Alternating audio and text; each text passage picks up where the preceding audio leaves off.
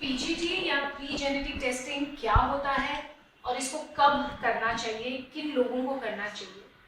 PGT या pre genetic testing एक ऐसा टेक्निक है जिससे हम लोग ये पता कर सकते हैं कि जो एम्ब्रियो या भ्रूण हम लोग डाल रहे हैं वो नॉर्मल है या अबनॉर्मल है।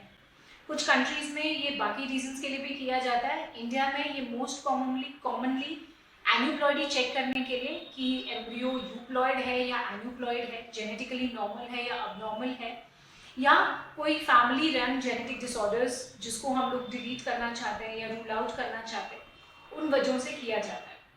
किन लोगों में ये रेकमेंडेड है? ये उन लोगों में रेकमेंडेड है जहाँ पे कोई फैमिली रन जेनेटिक डिसऑर्डर है जो कि लाइफ थ्रेटनिंग है, जिसको हम लोग एडिट करना चाहते हैं, या हम 5-6 एम्ब्रियोज बना के चूज करना चाहते हैं किसमें वो नहीं है और कौन सा एम्ब्रियो ट्रांसफर करना बेहतर रहेगा।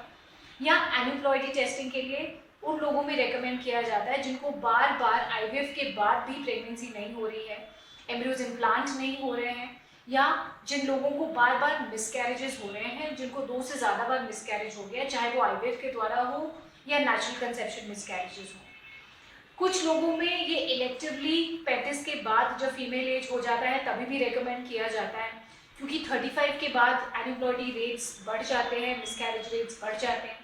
तो कुछ पेशेंट्स में जो हम किसी और रीज़न की वजह से आईवीएफ कर रहे हो और उनके अच्छे खासे एम्ब्रियोज बने हो, उन लोगों को ये ऑप्शन देना चाहिए कि हम इसमें से नॉर्मल एम्ब्रियो चुन के डालेंगे तो आईवीएफ का आउटकम बेहतर होगा।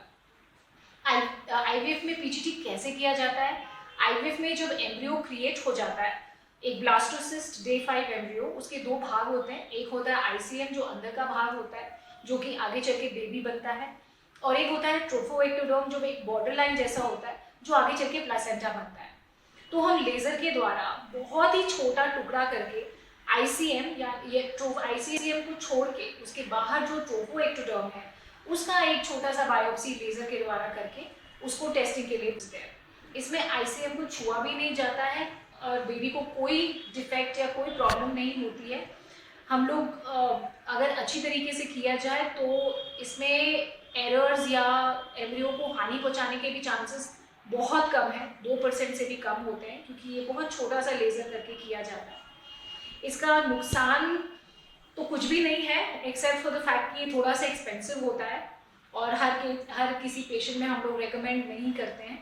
Otherwise it is always beneficial in patients more than 35 years, जहाँ पे हम लोग ड्यूरेशन टू प्रेगनेंसी बहुत कम कर सकते हैं एक पीजीटी नॉर्मल एम्ब्रियो चुन के। और जिन पेशेंट्स में बार बार मिसकैरेजेस की प्रॉब्लम हो रही है या जिनको बार बार इम्प्लांटेशन फेलियर हो रहा है, आरआईएफ या आरपीएल, इन पेशेंट्स में ये बहुत बेनिफिशियल होता है और काफ़ी हेल्पफुल होता है।